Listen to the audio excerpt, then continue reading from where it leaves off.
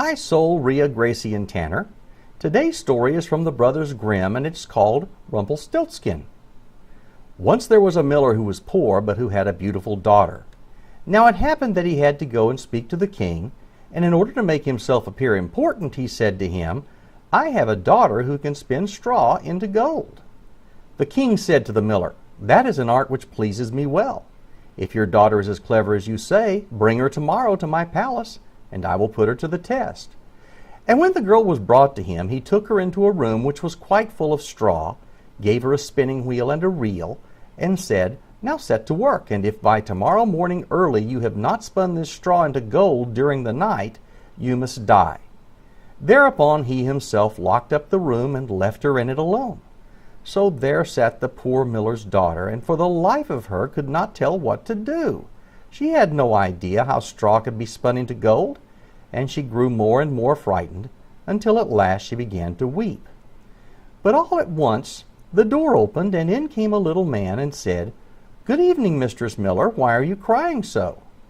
"Alas," answered the girl, "I have to spin straw into gold, and I do not know how to do it." "What will you give me," said the mannikin, "if I do it for you?" "My necklace," said the girl. The little man took the necklace, seated himself in front of the wheel, and whir, whir, whir, 3 turns, and the reel was full. Then he put another on, and whir, whir, whir, 3 times around, and the second was full too. And so it went until the morning, when all the straw was spun and all the reels were full of gold. By daybreak the king was already there, and when he saw the gold he was astonished and delighted. But his heart became only more greedy. He had the miller's daughter taken into another room full of straw, which was much larger, and commanded her to spin that also in one night, if she valued her life.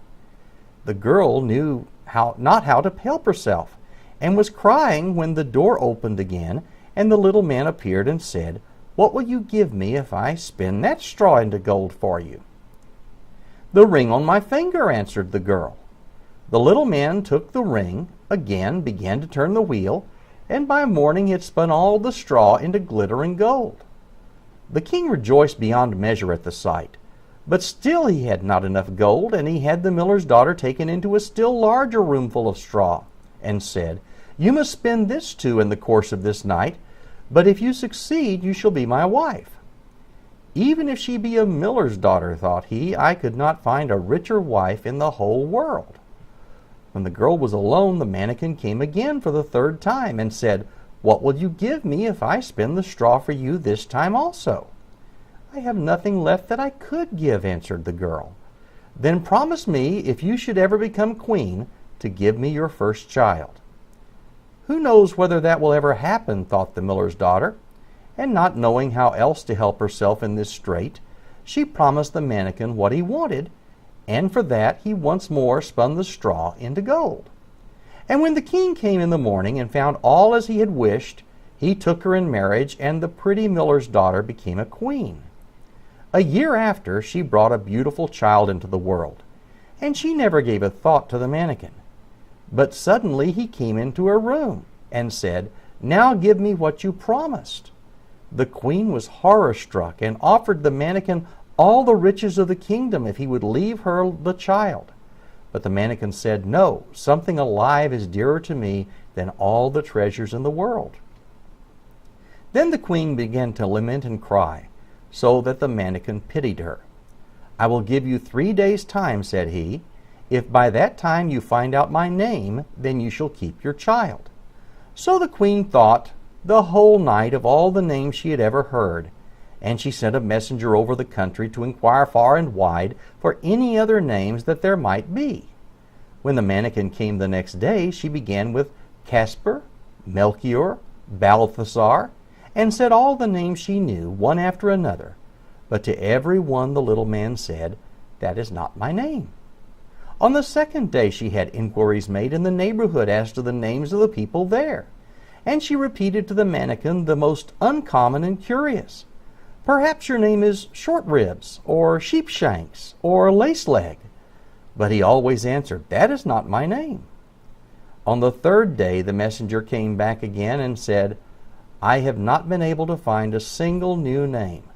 But as I came to a high mountain at the end of the forest, where the fox and the hare bid each other good night, there I saw a little house, and before the house a fire was burning, and round about the fire quite a ridiculous little man was jumping.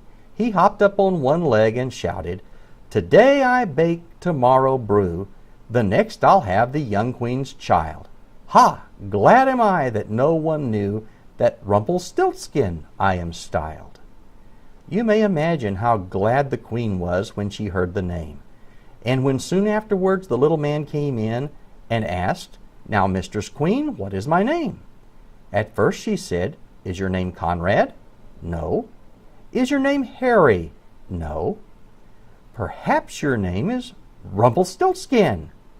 "The devil has told you that! The devil has told you that!" cried the little man, and in anger he plunged his right foot so deep into the earth that his whole leg went in, and then in rage he pulled at his left leg so hard with both hands that he tore himself in two. And that's the way that story goes. I love you all, and I'm looking forward to seeing you. Bye.